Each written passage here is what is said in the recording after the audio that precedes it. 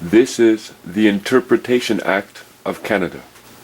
Article 3 of the Interpretation Act of Canada. Application. Every provision of this Act applies, unless a contrary intention appears, to every enactment, whether enacted before or after the commencement of this Act. Article 35 of the Interpretation Act of Canada. General definitions. In every enactment, everyone, person, or any word or expression descriptive of a person, comma, includes a corporation. Includes a corporation. Black Laws, 7th edition. Expressio unius e exclusio alteris. The expression of one thing is the exclusion of another. In the Interpretation Act of Canada, it goes to the chapter Application, and it states that every provision of this Act, the Interpretation Act, it applies unless a contrary intention appears to every enactment, whether enacted before or after the commencement of this Act. So every law, every rule, every regulation that's been enacted, this Act, the Interpretation Act, it applies to it. Whether the Highway Safety Code, whether municipal taxation accounts, no matter what enactment or legislation it is, this Interpretation Act applies to it. Now it says that unless a contrary intention appears. So, every provision, so every article of law that you find in the Interpretation Act will apply to every enactment, unless a contrary intention appears. Now, when you stay in the Interpretation Act, and you go down to general definitions under section 35, it says, in every enactment. So every enactment that's been given force of law, whatever province it is, in every enactment, the word person, or any word or expression descriptive of a person, includes, notice that, includes a corporation. So they're saying, anytime you see the word person being used in a law, meaning in a regulation, in an enactment, in the Highway Safety Code, in the municipal taxation accounts, every time you see the word person being used, it includes a corporation. Now some would say that this statement includes a corporation is saying that you can add other things. But that's not what it is indicating. When you look into legal definitions of words, there's an expression that comes out. Expressio unius e exclusio alteris. The expression of one thing is the exclusion of another. So by them expressing one thing, corporation, the word corporation, it excludes all others. All others. Now notice in the word includes, they put an S. It's not include with an E. It includes with an F. S. That is what renders it under this designation here. The fact that it's included one, it's excluded all others. Now, when you look into, again, legal definitions of words, it says the word include is to contain as part of something. The participle including typically indicates a partial list.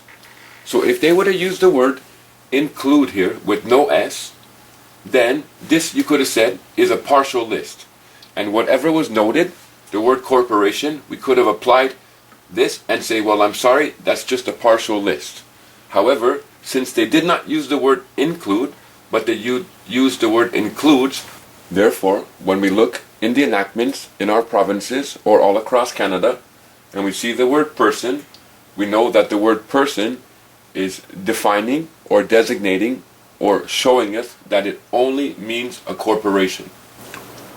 Black Laws, 7th edition. Corporation.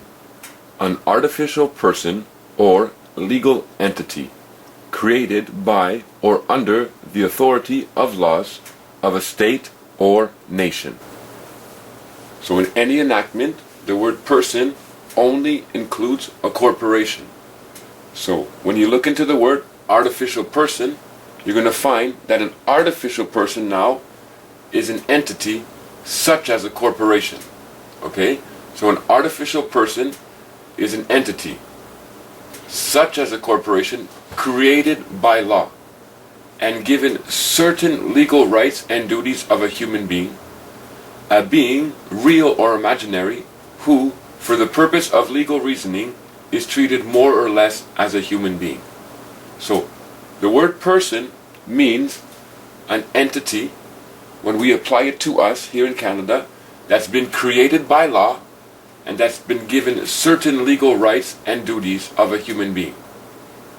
The word person, when we use the word person, means a being, real or imaginary, who for the purpose of legal reasoning is treated more or less as a human being.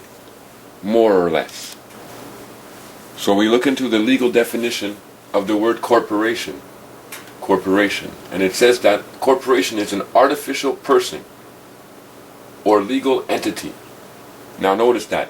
Created by or under the authority of the laws of a state or nation.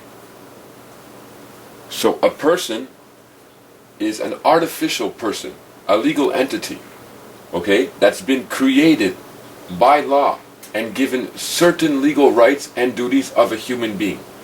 So every time you use the word person, when you refer to yourself, I'm a person, there's a person, we are persons, I guess, or people, but nevertheless persons, you're saying that you are referring to yourself as a created being, an entity that was created by law, and that you were given certain legal rights and duties of a human being. That you do not possess all of the rights and duties of a human being, but certain of them.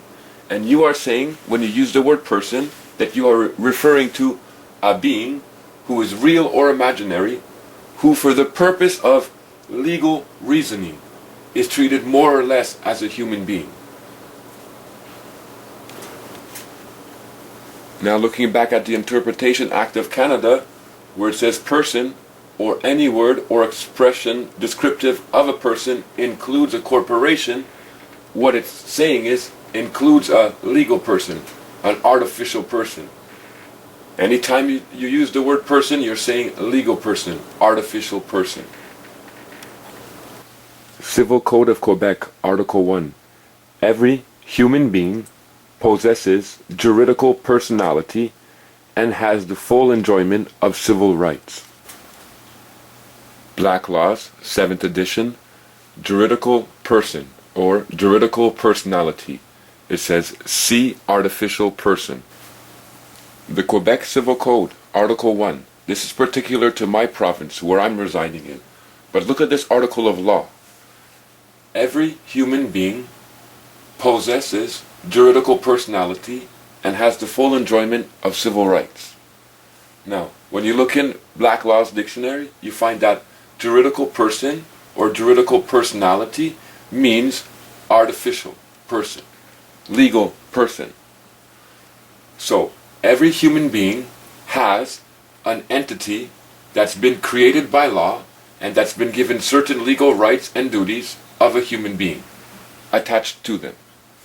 Every human being possesses or has a being, real or imaginary, who, for the purpose of legal reasoning, is treated more or less as a human being.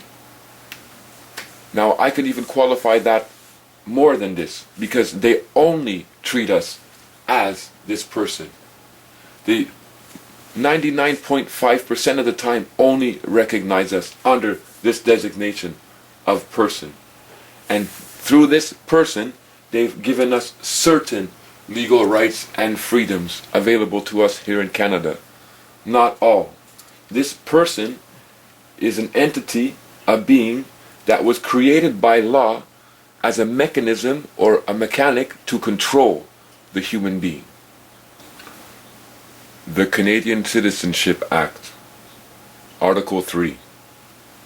Now there's no redefinition of the word person in this enactment. You won't find a provision contrary to change the word or the meaning of the word person in this enactment. Article 3. Subject to this act, a person is a citizen. Now you see that. A person is a citizen. Not a human being, not a man and woman, but a person. That legal entity, that artificial being that was created by law and given certain rights and duties of a human being. That is who is a Canadian citizen.